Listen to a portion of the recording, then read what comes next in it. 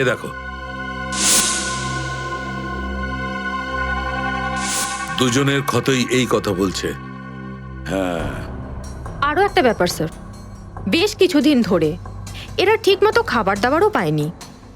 এদের বডিজ দেখে লাগছে যে খুব অল্প সময়ের মধ্যেই এদের ওজন তাড়াতাড়ি হ্রাস পেয়েছে।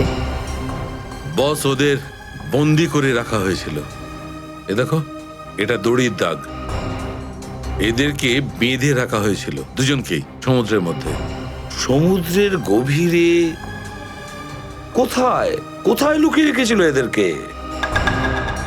তারপরে মেরে ফেলেও দিয়েছে। কি কি চাইছিল খুনি?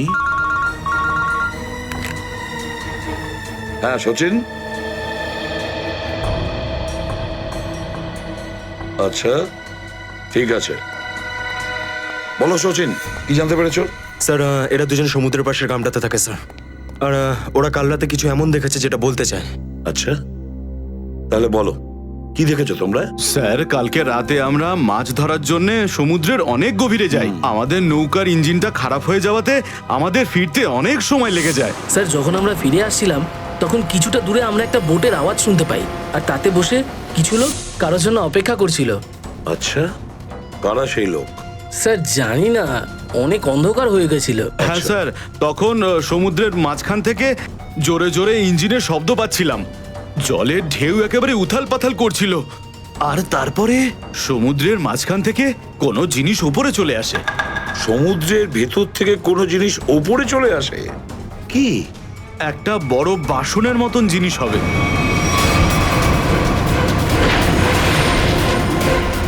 সাবমেরিন, ডুবোজাহাজ? হ্যাঁ হ্যাঁ, ডুবোজাহাজ। আর ওই বোটটা যখন ডুবোজাহাজের পাশে যায়, আর তখন ওখানে কিছু লোক কাজ করছিল স্যার। কি কাজ করছিল? জানি না স্যার, অনেক রাত হয়ে গেছিল তো দেখতে পাইনি। তখনই আমরা গুলি চলার শব্দ শুনতে পাই। গুলি চালানোর শব্দ? কটা গুলি চলেছে? দুটো গুলি স্যার।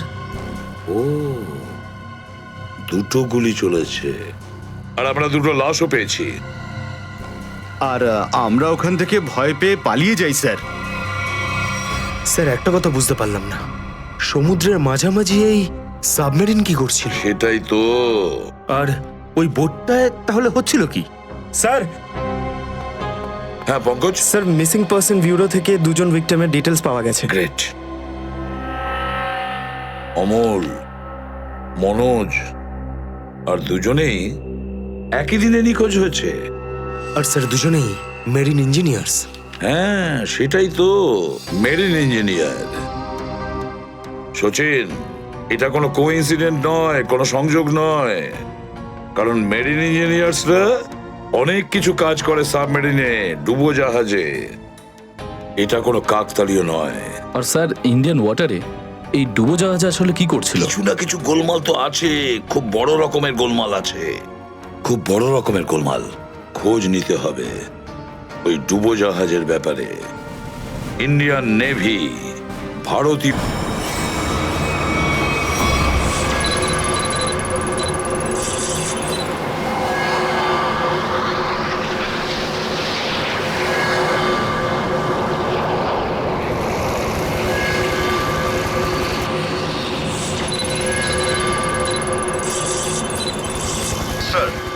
এখানে 100 কিলোমিটারের রেডিয়াসে কোনো সাবমেরিন নেই।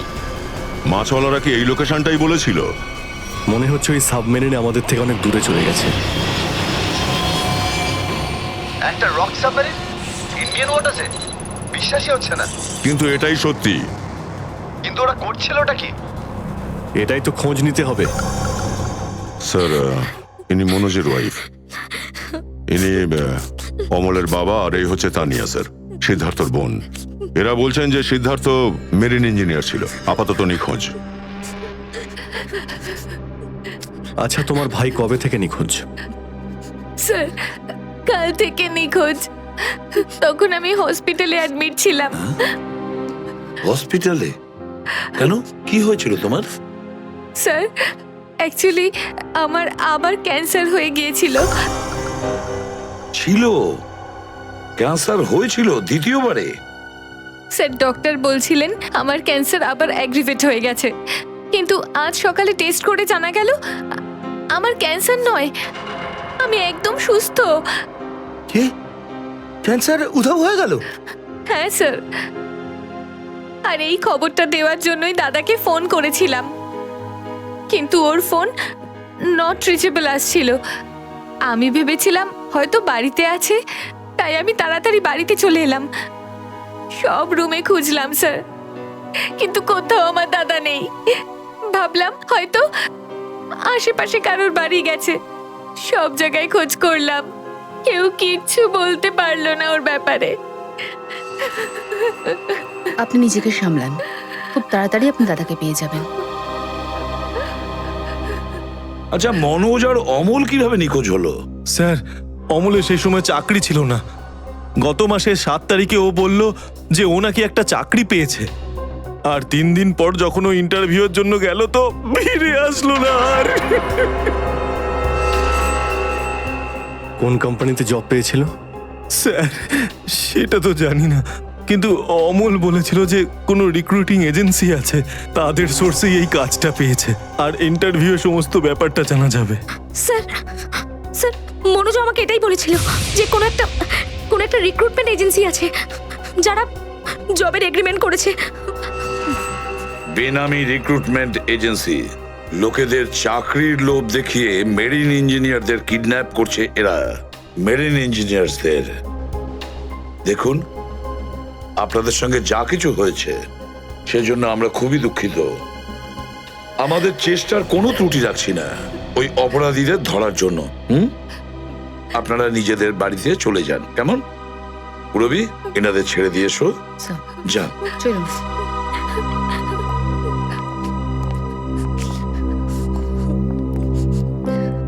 স্যার হ্যাঁ, স্যার প্লিজ স্যার, আমার দাদাকে খুঁজে দিন আপনারা। ও ছাড়া আমার আর কেউ নেই স্যার, আমার আর কেউ নেই। দেখো মা, চিন্তা করুন না, তোমার ভাইকে আমরা খুঁজে দেবো, আমরা কথা দিচ্ছি। যাও। স্যার পারবেন তো আপনারা? আসুন। Thank you sir.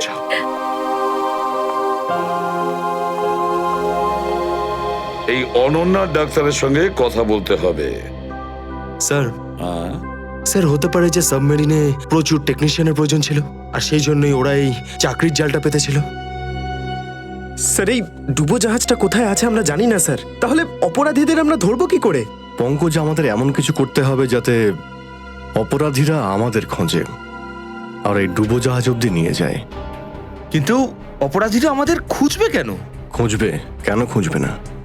ওদের তো 2জন ইঞ্জিনিয়ার মারা গেছে, আর ওদেরকে রিপ্লেস করার জন্য এদের নতুন ইঞ্জিনিয়ার তো লাগবেই। আর এই জন্য আমরা অনেক ভেবে চিন্তে প্ল্যান তৈরি করব। ভেবে চিন্তে প্ল্যান তৈরি করব।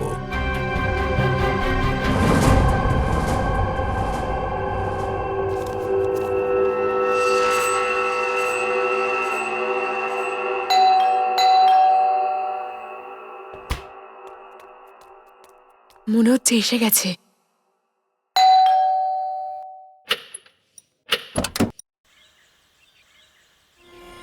আসুন আসুন, আপনার জন্যই অপেক্ষা করছিলাম, অনেকক্ষণ ধরে বসে আছেন।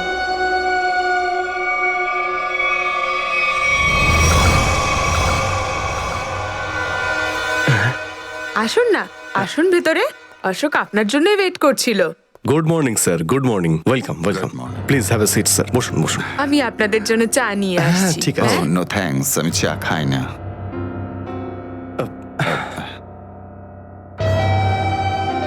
স্যার প্লিজ আমার ভাইকে চাকরিটা দিন না, প্লিজ স্যার। আমাদের অনেক ধার রয়ে গেছে, জানি না আমরা কিভাবে সেটা শোধ করব। দিদি দিদি, এক মিনিট। আরে আমাদের তো আগে কথা বলতে দাও প্লিজ। তুমি এসো, তুমি আমার জন্য চা করে নিয়ে এসো, যাও প্লিজ প্লিজ। জানি না তুই কবে চাকরি পাবি, আমার তো খুব চিন্তা হয়। সরি স্যার, ওই আমার দিদি আসলে একটু আমার চাকরি নিয়ে খুব টেনশনে আছে আর কি। ওনার একটু আসলে টাকা নিয়ে ওনার একটু নিশ্চয়ই বুঝতে পেরেছেন। হয় এরকম, আসলে টাকা জিনিসটাই এরকম।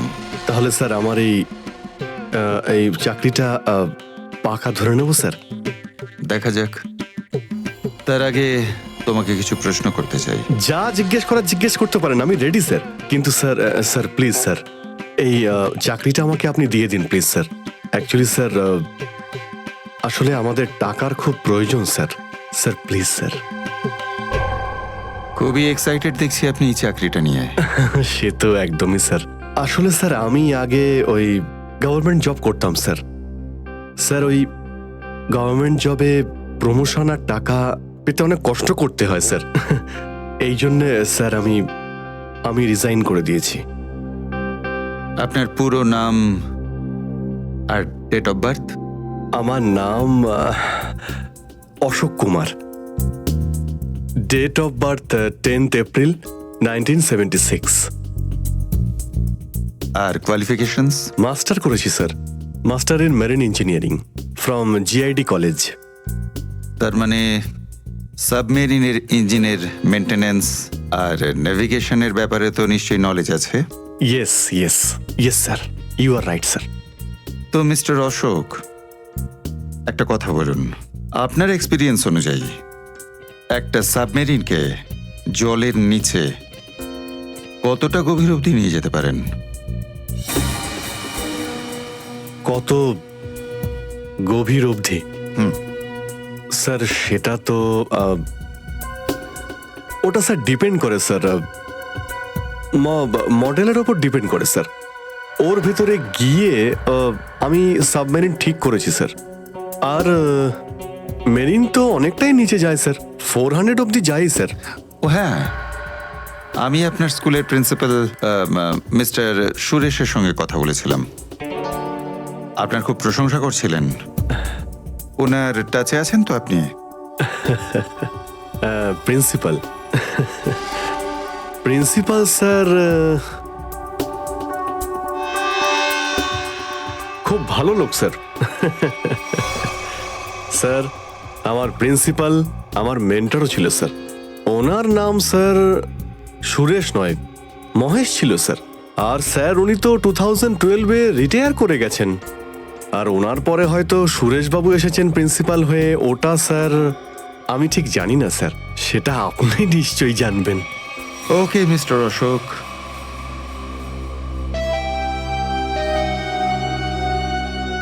আপনার চাকরিটা পাকা। Thank you sir, thank you very much. আপনার ফ্যামিলির ফাইন্যান্সিয়াল প্রবলেমটা অবশ্যই আমরা দেখব। আপাতত এই চাকরিটা 6 মাসের জন্য। ওকে ওকে ওকে। এখানকার রুলস অ্যান্ড রেগুলেশনস আপনি জয়েন করার পর জানতে পারবেন। Of course sir, thank you sir. আর হ্যাঁ, দুপুরে ঠিক 2টোর সময় এই ঠিকানায় আমার সঙ্গে দেখা করবেন। Sure sir, thank you.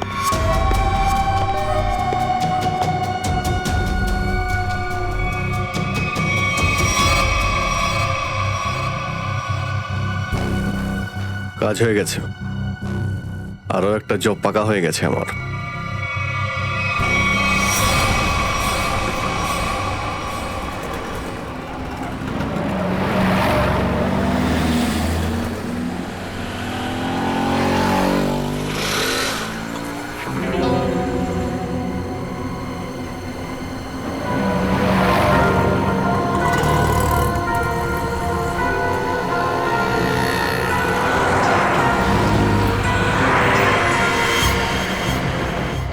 আচ্ছা, খেলা খেলছে আমার সঙ্গে।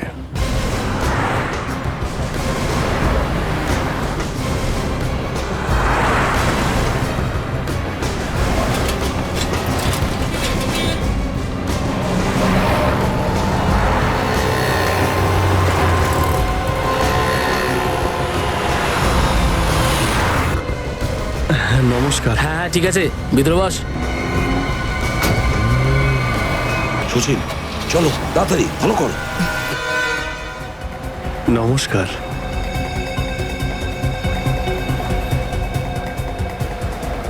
কি ব্যাপার, আপনারা কিছু বলছেন না যে?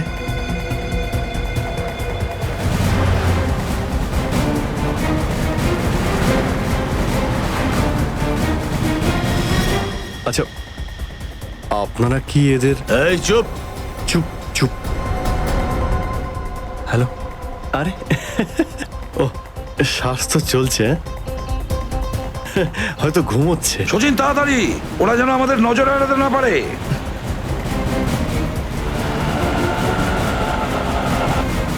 আরে স্যার আপনি চোখ খুলে কেন ঘুমোচ্ছেন?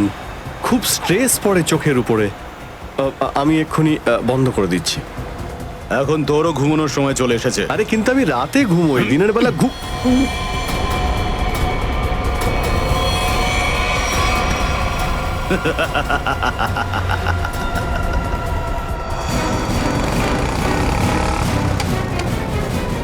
স্যার ওরা তো বেরিয়ে গেল।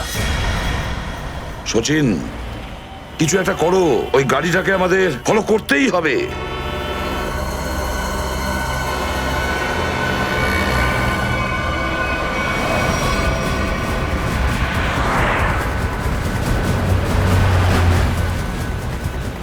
গাড়িটা কোথাও দেখতে পাচ্ছি না।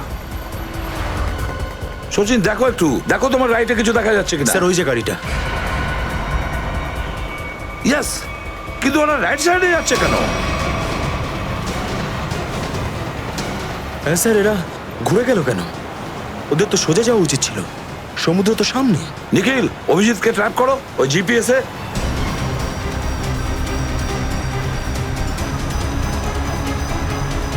অভিজিৎ স্যারের জিপিএস ডিভাইস সিগন্যাল দিচ্ছে না, কাজই করছে না। ওভারটেক করো এই গাড়িটাকে, ওভারটেক করো। এই দাঁড়া দাঁড়া দাঁড়া দাঁড়া।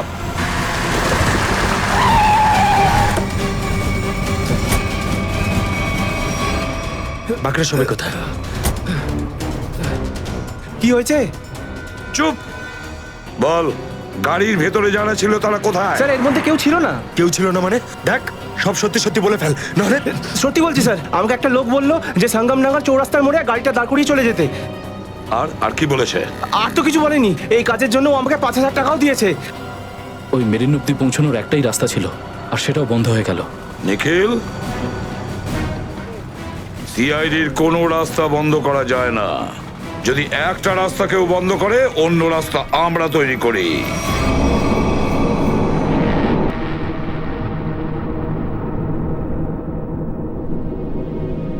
দুজন ইঞ্জিনিয়ার ছিল, আর দুজনকেই একসঙ্গে গুলি করে মারে। কে বলতে পারে? যে কোনো দিন আমাদের নাম্বারে চলে আসতে পারে। হ্যাঁ, আমাদেরও একদিন আসবে, সমুদ্রের মাঝে আমরা ডুবে যাব, কিন্তু আমাদের ব্যাপারে কেউ কিচ্ছু জানতে পারবে না। ঠিক বলেছ, কিন্তু মৃত্যুর আগে একবার বেঁচে ওঠার চেষ্টা তো করতেই হবে না?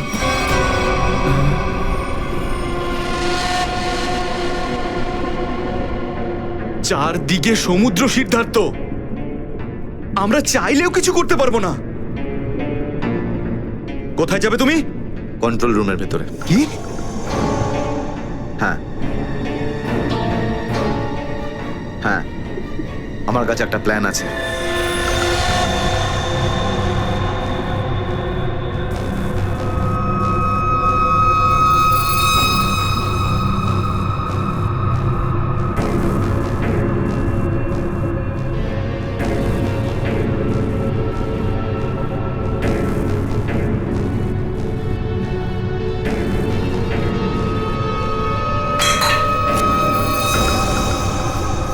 কেউ ওখানে?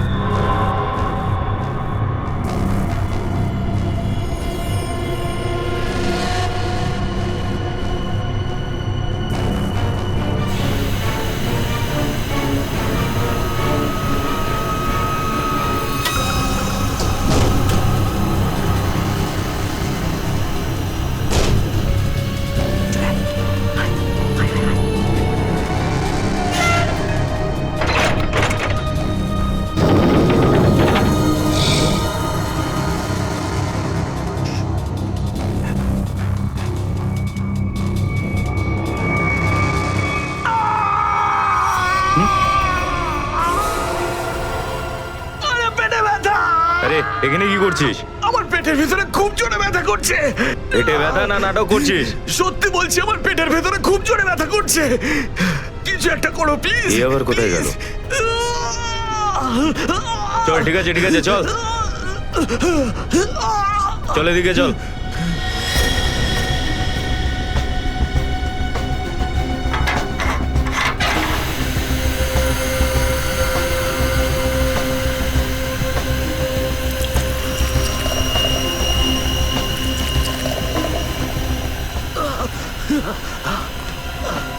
এখানে ওষুধপত্র আছে, খেয়ে নে। কিন্তু এখানে পেট ব্যথার ওষুধ কোনটা? আরে আমি ডাক্তার নাকি? যা খাবার খা, তারপর ঘরে চলে যা। কিন্তু আমি কি করে জানবো যে এখানে পেট ব্যথার ওষুধ কোনটা? আরে শুনুন না।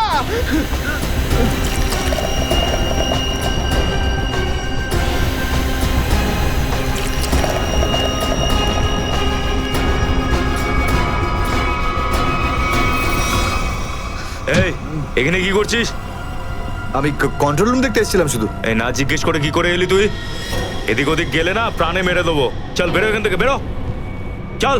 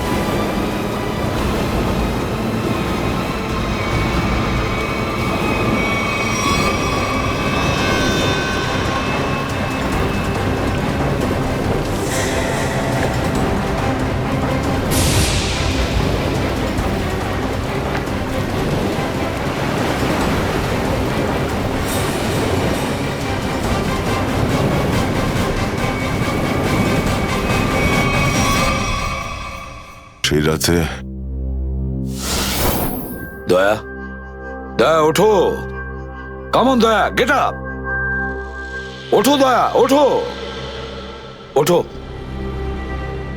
হ্যাঁ ওঠো।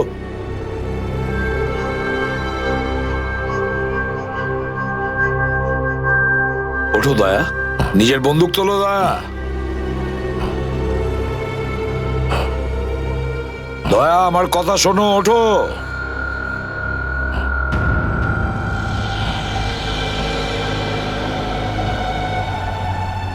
ওঠো।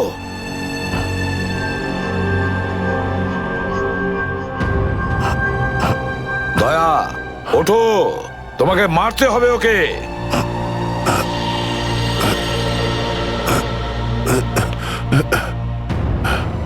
মারতে হবে তোমাকে ওকে। এবার গানটা তোলো, গানটা। গান তোলো এখনই। এবার গুলি চালাও ওকে, চালাও গুলি। আমি আন্ডার কভার অফিসার স্যার, এইভাবে করবেন না স্যার। দয়া স্যার না, দয়া স্যার না। গুলি চালাও, দয়া গুলি চালাও ওকে, চালাও গুলি করো দয়া। দয়া শুট হিম। স্যার না।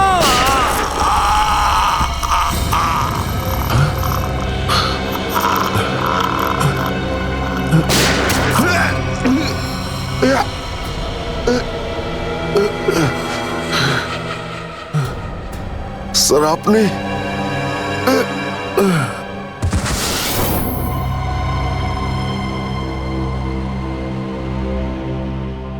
এবার বুঝতে পারছি যে যখন আমি ওখানে পৌঁছেছি তখন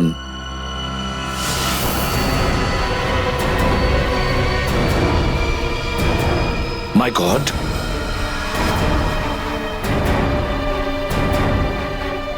দয়া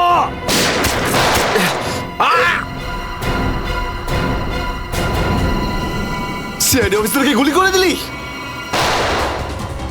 পালা, আরে পালা পালা পালা। দয়া!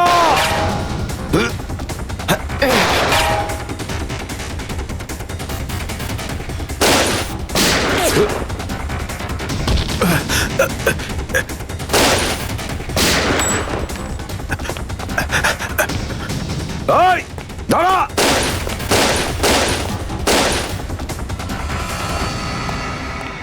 দয়া? অভিজিৎ? দয়া! অভিজিৎ! আরে দয়া! অভিজিৎ!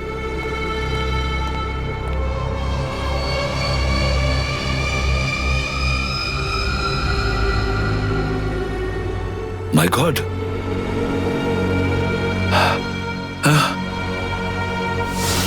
কেউ তোমাদের দুজনকে ড্রাগসে বেহুশ করেছে, আর তোমাদের গান দিয়েই আমাদের আন্ডার কভার কপসদের ভিকু আর কাল্লু এদের দুজনকে গুলি করে মেরে দেয়। না, গুলি চালাবেন না স্যার, আমরা under cover agent sir. Shoot Abhijit! Shoot! না না না না স্যার, না, দয়া, না, গুলি না, চালাও না, ওকে। না, গুলি চালাও দয়া! দয়া, শুট! স্যার, না।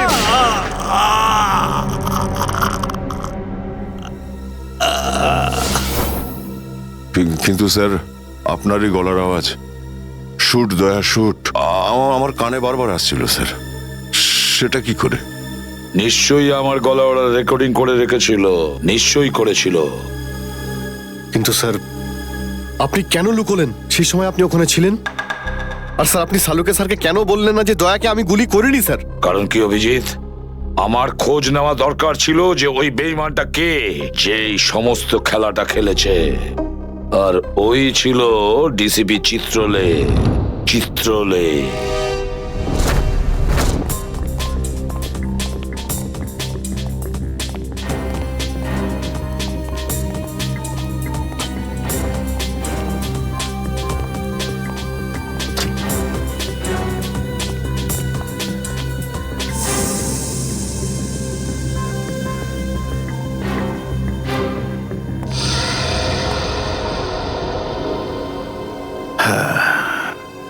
খুব তাড়াতাড়ি এই শহর থেকে খুব তাড়াতাড়ি সিআইডি কে মুছে দেবো আমি, যারা এতদিন ধরে এখানে অপরাধগুলোকে আটকে রেখেছিল। আর তারপর শুরু হবে দুষ্কর্মের এমন সাম্রাজ্য, সেখানকার সব থেকে বড় রাজা হয়ে উঠব আমি। বস, আপনার ফোন। হ্যালো, হ্যাঁ বলো। কি? এসিপি অভিজিৎ আর দয়া তিনজনেই জেলে? এই তো দারুণ, খুব ভালো। তোমার কথা শুনে আমার তো মনে হলো আমার কানে কেউ যেন মধু ঢেলে দিল। বাহ বাহ, দারুণ। আমি তো সেই থেকে এই দিনটারই অপেক্ষা করছিলাম। আর 1 ঘন্টার মধ্যে আরেকটা দারুণ খবর শুনিয়ে দাও। এই তিনজনের মৃত্যুর খবর। মৃত্যু।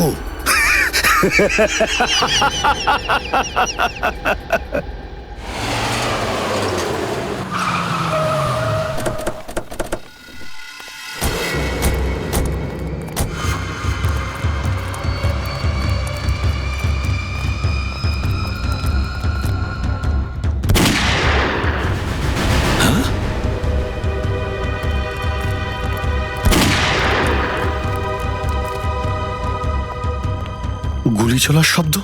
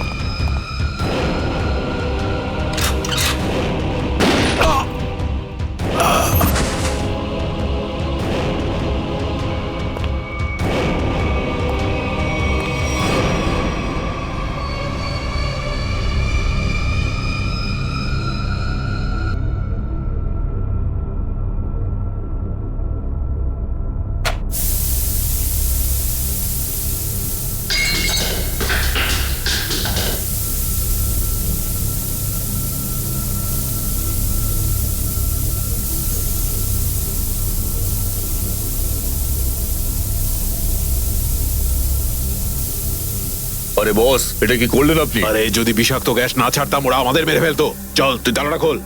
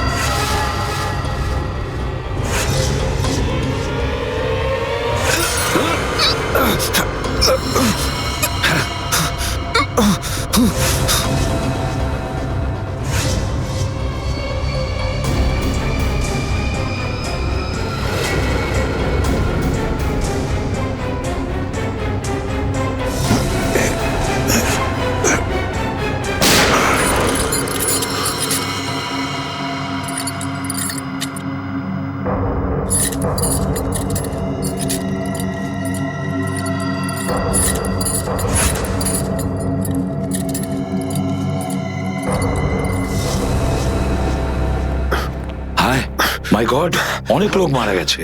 ছড়িয়ে যাও তোমরা, ছড়িয়ে যাও।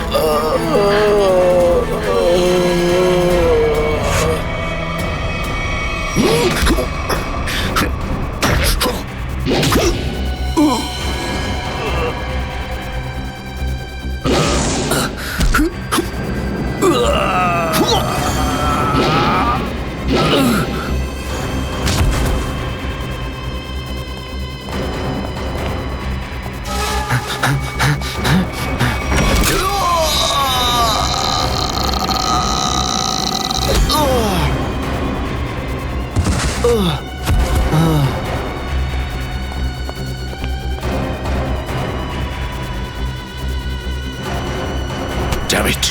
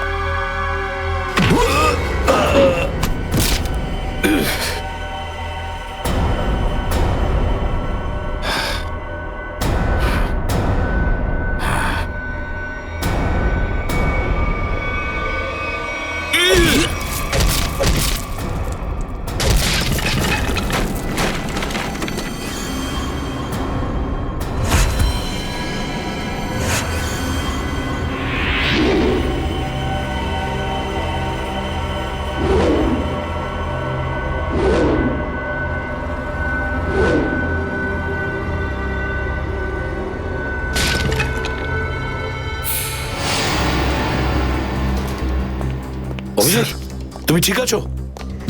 তুমি? ওকে স্যার, ঠিক আছে স্যার। আপনি ঠিক আছেন? আমিও ঠিক আছি। আমি একটা কথা কিছুতেই বুঝতে পারছি না যে মাস্কটা কে পাঠালো আমাদের জন্য?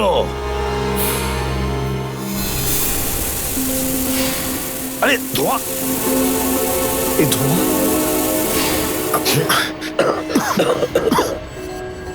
মাস্ক এখান থেকে কেউ ফেলেছে স্যার। স্যার কেউ তো আছে যে আমাদের সাহায্য করতে চায়, বাঁচাতে চায় আমাদের। হ্যাঁ, আর সে জানতো যে আমাদেরকে আক্রমণ করা হবে, এই জন্য ও মাস্ক পাঠিয়েছিল।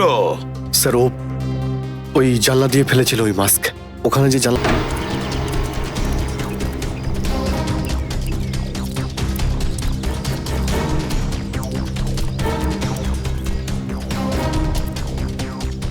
এই যে স্যার, এইখান দিয়ে ফেলা হয়েছিল মাস্ক।